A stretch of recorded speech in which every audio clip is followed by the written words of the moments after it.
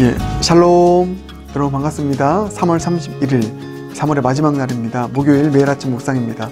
오늘로써 레위기 말씀 묵상 마지막 시간입니다. 레위기 17장 1절부터 16절까지 말씀 함께 읽겠습니다. 살아계신 하나님의 말씀입니다. 제 17장.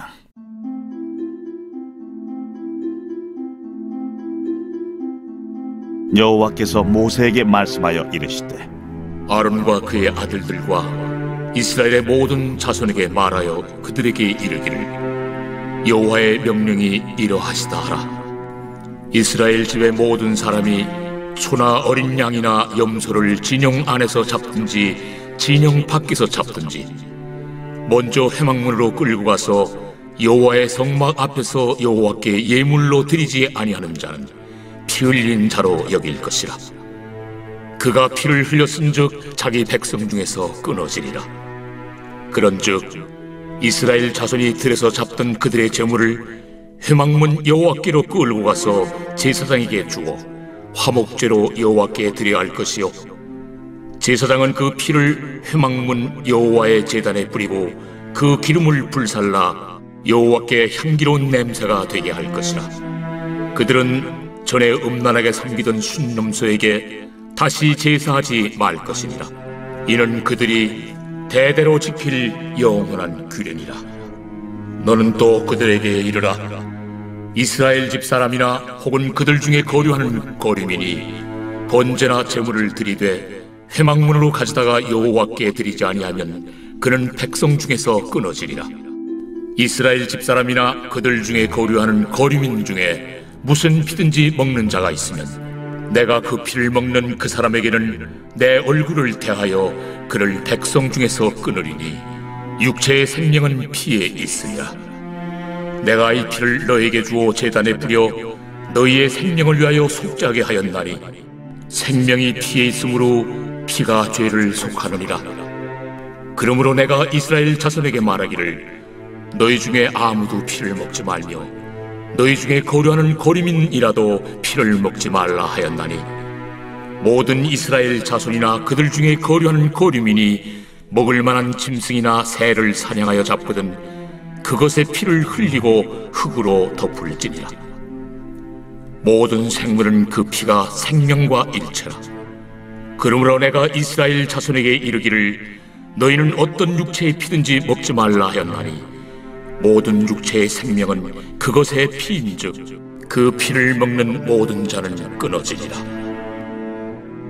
또 스스로 죽은 것이나 들짐승에게 찢겨 죽은 것을 먹은 모든 자는 본토인이거나 거류민이거나 그의 옷을 빨고 물로 몸을 씻을 것이며 저녁까지 부정하고 그 후에는 정하려니와 그가 빨지 아니하거나 그의 몸을 물로 씻지 아니하면 그가 죄를 담당하리라.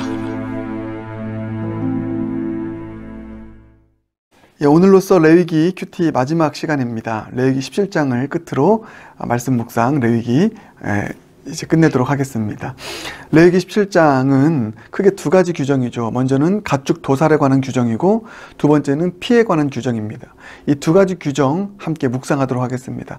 먼저 가축 도살에 관한 규정, 핵심은 무엇이냐면 어떤 가축을 잡든 식용으로 잡든 또 어떤 제사의 목적으로 잡든 지정된 장소, 회막문 앞에서 잡아야 된다. 그렇지 않고 다른 곳에서 잡게 되면 그 사람은 피 흘린 자로, 살인한 자로 여겨서, 살생한 자로 여겨서 백성 중에서 끊어질 것이다. 이 말씀하고 있습니다. 그게 3절 4절이죠. 이스라엘 집의 모든 사람이 소나 어린 양이나 염소를 진영 안에서 잡든지 진영 밖에서 잡든지 먼저 회막문으로 끌고 가서 여호와의 성막 앞에서 여호와께 예물로 드리지 아니하는 자는 피 흘린 자로 여길 것이라. 이렇게 나와 있습니다. 예. 왜 이렇게 어떤 식용으로 드리든 제사로 드리든 이 회막문 앞에서 잡게 하셨을까? 크게 두 가지 이유입니다. 먼저 첫 번째는 윤리적인 이유이죠. 함부로 살생하지 말라는 것입니다. 어디서나 동물을 잡음으로 인해서 함부로 살생하는 일이 없어야 된다는 것을 이 규정을 통해서 못 박아 두신 것이죠. 그래서 식용으로 먹든 제사로 드리든 꼭 필요한 식용의 일을 위해서만 회막문에서 잡고 또 제사를 위해서 필요한 흠없는 짐승들만 회막문에서 잡아라. 함부로 도축하지 말아라. 함부로 생명을 해하지 말아라. 이것은 당시에 생명을 함부로 여기고 취급하고 잡았던 그 이방의 어떤 구습과는 구별된 거룩의 모습이었습니다. 여러분, 이게 거룩이라는 걸 아십니까? 거룩은 분리된 것이죠. 구별된 것이죠. 당시에, 요즘도 마찬가지죠. 함부로 생명을 살상합니다. 꼭 필요한 어떤 나의 식용을 위해서만 불가피하게 생명을 살상하는 일이 일어나는 것이 아니라 나의 유희를 위하여서 혹은 과도한 탐욕을 위해서 함부로 동물들, 생명을 살상하는 일들이 적지 않게 일어나는 것을 보게 되는 것이죠. 여러분, 오늘날은 더 심합니다. 그렇죠. 그래서 우리가 구별된 삶을 살아가는 것은, 거룩의 삶을 살아가는 것은 단순히 예배적인 삶이 아닙니다. 그것을 뛰어넘는 것이죠. 삶 속에서 생명을 존중히 여기는 삶입니다. 작은 미물 하나도 함부로 도축하고 도살하고 생명을 해하는 일이 없도록 하는 것. 그럼 이와 같이 생명을 존중하는 삶을 살아가는 자가 어떻게 살인할 수 있겠습니까? 작은 미물까지도 이렇게 존중히 여기는 삶을 살아가면 우리는 거룩하고 구별된 삶으로 하나님께 그것 자체가 예배가 되고 영광이 되는 삶을 살아가게 된다는 것을 꼭 기억하시길 바라겠습니다. 물론 여러분, 이때는 이 식용으로 드리는 이 제물까지도 회막문 앞에 잡게 했습니다. 그게 가능했던 이유는 다 모여 살았잖아요. 광야에 살았기 때문에 다 모여 살았습니다. 그렇죠? 그래서 식용으로 먹는 일들도 회막까지 와서 잡아서 먹게 하였던 것이죠. 근데 그랬던 것이 가나안 땅으로 들어가면 식용으로 드리는 목적의 어떤 그 동물들은 이제 자기가 살던 곳에서 잡을 수 있도록 허용하였습니다. 그게 신명기 12장 21절입니다. 이렇게 나와 있죠. 만일 내 하나님 여호와께서 자기 이름을 두시려고 택하신 곳이 내게서 멀거든. 이게 뭐예요? 회막이죠. 가나안 땅 들어가면 멀겠죠. 다 지파가 흩어져 사니까. 그러면 어떻게 합니까? 내가 내게 명령한 대로 너는 여호와께서 주신 소와 양을 잡아 내 각 성에서 내가 마음에 원하는 모든 것을 먹되 라고 나와 있습니다. 그렇죠.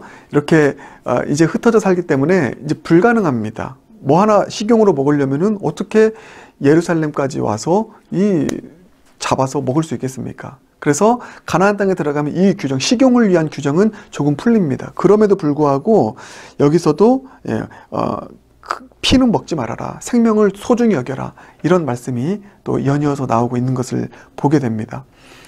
그러니까 환경만 달라졌을 뿐이지 목적은 무엇입니까? 생명을 존중히 여기라는 것입니다. 이것이 이방과는 다른 구별된 삶이라고 말씀하고 있는 것이죠. 이 목적이 오늘날에도 저와 여러분에게 적용될 수 있길 바라겠습니다. 그런가 하면 여러분, 두 번째가 더 근본적이고 더 중요한 목적인데, 두 번째는 신앙적인 목적입니다. 첫 번째가 윤리적인 이유, 윤리적인 목적이라고 했죠. 두 번째는 신앙적인 목적입니다. 이 신앙적인 목적은 식용의 차원이 아니라 제의를 드리는, 제사를 드리는 차원에서의 제물입니다. 그 제사를 드리는 제물은 가나안 땅에 들어가서도 그 어디에서 잡으면 안 돼요. 회막문 앞에서만 잡아야 됩니다. 자, 그러니까 정리하겠습니다. 식용을 위한 제물은 광야에 있을 때는 회막문 앞에서 다 잡아야 되고, 그런데 가나안 땅에서는 자기가 있는 곳에서도 잡을 수 있습니다. 그래도 함부로 잡으면 안 됩니다. 이렇게 규정이 바뀌었지만 예배를 위한 제물은 가나안 땅에 있든 광야에 있든 회막문 앞에서 잡아야 된다라고 하는 것. 왜 그랬을까? 이방 제사의 어떤 그 함정에 빠지지 않도록 하기 위함입니다. 이스라엘 백성들의 예배가 우상숭배의 예배가 되지 않도록 하기 위함이라는 것이죠. 반드시 회막문 앞에서 혹은 성전에서 정해진 규정과 절차에 따라서 그렇게 하나님께서 원하시는 방식으로 예배를 드리라는 것입니다. 그렇지 않고 내가 원하는 대로, 내가 있는 곳에서 내 편의대로, 하나님께서 원하신 절차가 아니라 내 편의대로 예배를 드리게 될 때 그게 곧 우상숭배인 것이죠. 왜냐하면 내가 원하는 내 편의대로, 내 목적대로 드리는 예배이니까요. 이게 얼마나 중요한 규정이었냐면 이것을 이스라엘 백성들이 지키지 않습니다. 그래서 무엇이 생깁니까? 이제 우리가 지금 사무엘 하를 지금 보고 있는데 열왕기 상 밖에 들어가면은요, 여기저기 이제 산당이 생깁니다. 각 산마다 여러 가지 이제 제사를 드리는 산당들이 막 생기게 됩니다. 이것을 훌륭한 이제 유다의 왕들이 뭐 히스기야를 비롯해서 유다의 왕들이 산당을 철폐하는 일이 일어납니다. 왜 그럴까요? 이들이 많은 이스라엘 백성들이 제사를 예루살렘까지 와서 안 드리는 것입니다. 자기가 있는 그 산당에서 산에서 예배를 드리게 되는 거예요. 근데 그게 우상 숭배로 변질이 되어버리는 것입니다. 이와 같은 일들이 일어나서는 안 된다는 것이죠. 여러분, 이것을 어떻게 오늘날 우리의 예배에 적용할 수 있을까요? 즉, 우리의 예배가 내가 원하는 장소에서 나의 산당에서 제물을 잡고 드리는 예배가 되게 하지 않고 회막문 앞에서 제물을 잡고 주님 앞에 예배 드리는 그런 예배가 되도록 하는 것, 어떻게 적용할 수 있을까? 저는 딱 저에게 들어온 것이 이거였습니다. 편의주의 예배와 헌신하는 예배. 전자가 편의주의적 예배라면 후자는 헌신하는 예배입니다. 여러분, 산당에서 드리는 예배는 정말 내 편리대로 드리는 예배였습니다. 그렇죠. 왜 회막까지 갑니까? 불편하게, 힘들게, 희생 감수하면서 내가 원하는 곳에서 내가 예배를 드리겠다는데, 또 나에게 맞는 메시지, 또 나에게 맞는 그런 스타일의 예배를 드리겠다는 것이 산당 예배 전형입니다. 그래서 심지어 여러분, 산당에서 어떤 일까지 일어납니까? 주님께서 원하시는 방식이 아니었어요. 자녀를 불 가운데로 지나가게까지 만드는, 그러니까 산당 예배로 변질이 되면, 그러니까 나의 편리를 위한, 또 나의 유익을 위한 예배로, 소비자 중심의 예배로 변질이 되면 그 산당 예배를 통하여서 우상 숭배의 일이 일어납니다. 하나님께서 기뻐하지 아니하시는 예배의 일들이 일어나게 되는 것이죠. 근데 회막문에서 드리는 예배는 그 예배를 위해서 희생을 감수합니다. 불편함을 감수합니다. 헌신을 감수합니다. 그렇게 주님 앞에 예배를 드리는 이 예배에, 여러분, 오늘 한번 우리 자신의 예배를 돌아볼 수 있길 바라겠습니다. 우리의 예배는 회막문 앞에서 드리는 예배인가? 아니면 내가 원하는, 내 목적에 맞는, 또 내 편리에 맞는 그런 나만을 위한 산당 예배를 드리고 있진 않나. 한번 여러분, 우리 자신을 돌아볼 수 있길 바라겠습니다. 우리의 예배를 위해서 우리는 불편함을 감수해야 됩니다. 주님께서 원하시는, 기뻐하시는 예배를 드리기 위해서 내가 드릴 수 있는 희생을 감수해야 되는 것입니다. 자칫 여러분, 오늘날의 예배가 나의 편리에 맞는 예배로 전락하고 있진 않나. 주님께서 우리에게 주신 그 예배의 자유를 남용하지 않았으면 좋겠습니다. 이 산에서도 저 산에서도 예배 드리는 것보다 영과 진리로, 어디에서 예배 드리든 영과 진리로 예배 드리는 자가 하나님께 참되게 예배하는 자다라고 하는 것을 남용하지 않길 바라겠습니다. 여러분, 그것이 우리의 예배를 편리주의적인 예배로 해석해서 그렇게 어떠한 희생과 헌신 없이 나에게만 맞는 그런 어떤 편리주의적인 예배로 우리 예배를 전락시켜서는 안 되지 않겠습니까? 그래서 여러분, 오늘 이 말씀이 여러분 마음 가운데 깊이 새겨질 수 있길 바라겠습니다. 나의 예배가 회막문에서 드려지는 예배 되길 원합니다. 내가 원하는 때에, 내가 원하는 방식으로, 또 내가 원하는 장소에서 내 편리에 맞게 드리는 나를 위한 맞춤형 예배로, 그러니까 예배가 주님을 위한 서비스가 아니라 나를 위한 서비스가 되도록 하는 일이 없도록 우리의 예배의 질이 더욱더 주님 중심의 예배로 나아갈 수 있는 그런 그 진정한 하이 퀄리티의 예배가 될 수 있길 주님의 이름으로 축복합니다. 또 하나의 규정은 이제 피에 관한 규정인데요. 피에 관한 규정은 간단하게만 말씀드리겠습니다. 피에 관한 규정, 절대로 어떤 재물을 잡든지 피는 먹지 말라는 것입니다. 왜 그렇습니까? 그 피에 생명이 있기 때문이라는 것입니다. 그게 11절 12절이죠. 육체의 생명은 피에 있음이라, 이렇게 나와 있습니다. 이 피를 너희에게 주어 제단에 뿌려 너희의 생명을 위하여 속죄하게 하나니 생명이 피에 있으므로 피가 죄를 속하느니라 나와 있습니다. 피가 생명이기 때문에, 그래서 여러분, 피를 먹는다는 것은 생명을 함부로 대한다는 것을 의미하는 것이죠. 그래서 짐승의 피까지라도 먹어서는 안 된다는 것입니다. 그것은 뭐 위생적인 차원이 아니라요. 그만큼 피가 생명이기 때문에 생명을 존중히 여기고 소중히 여기라고 하는 차원일 뿐만 아니라, 중요한 것은 무엇입니까? 이 피가 얼마나 가치 있고 고귀한 것인지를 알라는 것입니다. 그래서 결국은 십자가 보혈의 피, 어린 양의 피, 그 보혈의 피가 얼마나 소중하고 가치 있는지를 우리가 이 피, 어떤 피든지 함부로 대하지 아니하고 먹지 않음으로 인해서 이 보혈의 피를 우리가 소중히 여기고 그 보혈의 피가 우리의 생명이 된다는 것을 깊이 인식하여서 그 피의 가치를 두는 삶을 살아가라는 의미인 것이죠. 사랑하는 여러분, 마지막으로 이렇게 말씀드리고 싶습니다. 피에 관련해서요. 우리가 누군가의 생명을 해하여서 피를 흘리게 함으로써 우리의 생명을 더 윤택하게 하는 이런 파괴적인 삶을 살지 않길 바라겠습니다. 우리의 생명을 윤택하게 할 수 있는, 우리의 생명을 풍요롭게 할 수 있는 것은 누군가의 생명을 해하여서 피 흘리게 함으로써 그렇게 얻어지는 우리의 생명의 풍요로움이 아닙니다. 세상은 그런 방식이죠. 적자생존, 약육강식. 그래서 누군가의 피를 흘리게 함으로써 내가 더 부강해지는 이런 일들로 나아가는 것이 세상의 이치입니다. 그러나 우리는 그와 같은 방식으로 생명을 얻지 않습니다. 우리를 위해서 피 흘리신 예수 그리스도의 피를 먹고 마심으로 우리의 생명이 더욱더 풍요로워진다라고 하는 사실. 그래서 우리는 오직 예수 그리스도의 생명의 그 피만을 의지하며 살아갈 수 있는 그런 예수 피에 올인하는 하나님의 사람들, 그리스도의 피로 우리의 영혼까지 적셔진 그런 하나님의 사람들 되기로 소망하며 예수 그리스도 보혈의 피를 더 의지하고 바라볼 수 있는 저와 여러분 모두가 되길 주님의 이름으로 축복합니다. 함께 기도하겠습니다. 사랑해 주님 감사합니다. 오늘 말씀 마음에 깊이 품고 이 말씀을 통하여서 우리가 더욱더 예수 그리스도 보혈의 피를 의지하여 예배드리며 나아가는 예배 승리자들 모두가 되도록 축복하여 주시옵소서. 예수님 존귀하신 이름으로 기도드립니다. 아멘.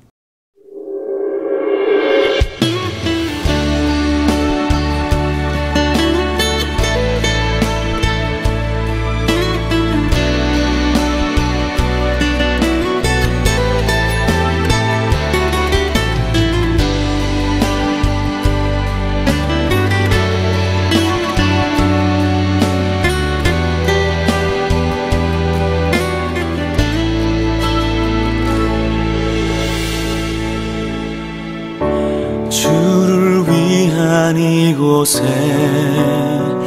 예배하는 자들 중에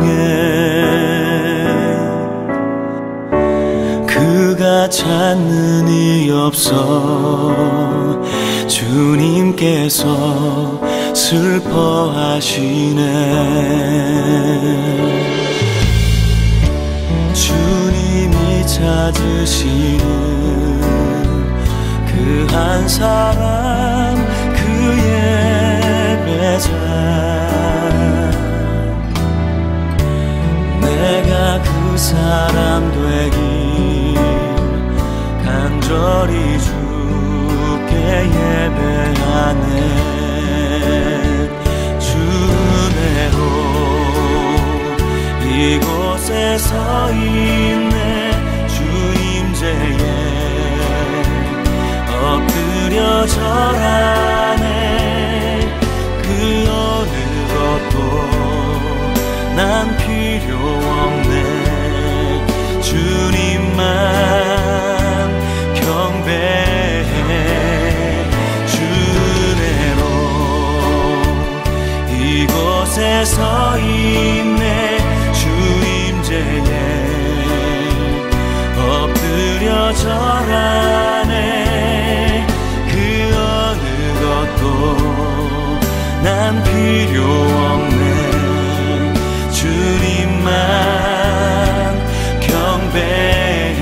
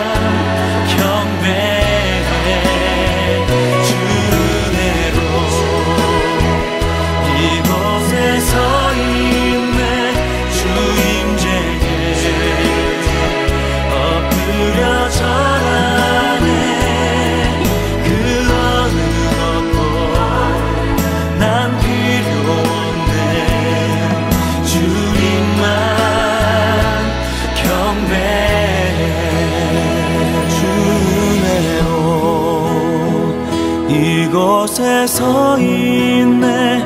주 임재에 엎드려 절하네. 그 어느 것도 난 필요 없네. 주님만 경배해.